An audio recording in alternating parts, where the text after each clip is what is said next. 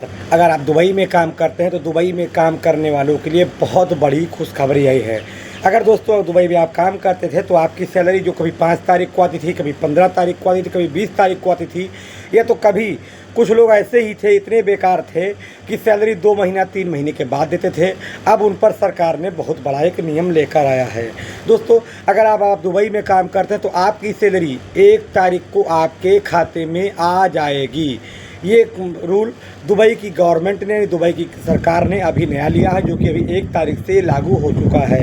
अगर आप दुबई में काम करते हैं तो इस बात को 1 बाय 1 आपको समझना होगा। मान लीजिए आपकी सैलरी जून की है, तो जून की सैलरी अब जुलाई के मंथ में 1 तारीख को ट्रांसफ़र की जाएगी। अगर इस पर नहीं की जाती है ट्रांसफ़र तब क्या होगा? अगर आपकी सैलरी पर लोग रोक लगा देंगे तब क्या होगा? लेकिन अब कैसे ट्रांसफ़र होगी, कैसे कैसे माध्यम से आएगी, समझते हैं।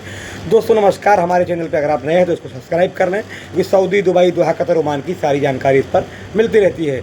दोस्तों दुबई के अनुसार अब दुबई में काम करने वालों के लिए जो उनकी सैलरी पहले रोक लेते थे, कोई 2-3 महीने बाद देता था, ऐसे नियम अब ख़त्म हो रहे हैं, क्योंकि सरकार ने WPS सिस्टम के ज़रिए इसको सिस्टम बहुत तगड़ा कर दिया। यानी कि अब प्रोटेक्शन सिस्टम इतना तगड़ा लगा रही है दुबई सरकार कि मान लीजिए आपकी सैलरी अगर आपके खाते में नहीं आती 1 तारीख को तो कंपनी के ऊपर बैन लग सकता है, कंपनी को नया वीज़ा अप्लाई नहीं होगा और लेबर की तरफ से केस भी हो सकता है। दोस्तों इस बात को इसलिए लोगों तक शेयर करो क्योंकि जो सच्चाई की जानकारी है लोगों तक जाए। अगर आप दुबई में काम करते हो और अगर आपकी सैलरी लेट मिलती है तो अब आप उस कंपनी के ऊपर कुछ कंप्लेन भी कर पाओगे, क्योंकि अभी तक ऐसे रूल नहीं थे, लेकिन जब गवर्नमेंट ने ऐसे रूल लेकर आए तो क्यों लेकर आए आप समझते हैं। देखिए जब अकाउंट में पैसे आते हैं तो सरकार के पास डाटा रहता है। मान लीजिए आप किसी कंपनी में काम करते हैं तो कंपनी में आपका अगर अकाउंट रहेगा, आपका ATM कार्ड रहेगा, तो वहाँ पर आपकी ID, पासपोर्ट उसमें सब लगी रहती है। तो जिस कंपनी में आप काम करते हो उस कंपनी का एकामा रहता है, तो सरकार के पास पूरा ब्यौरा रहता है, यानी जांच पड़ताल होती रहती है।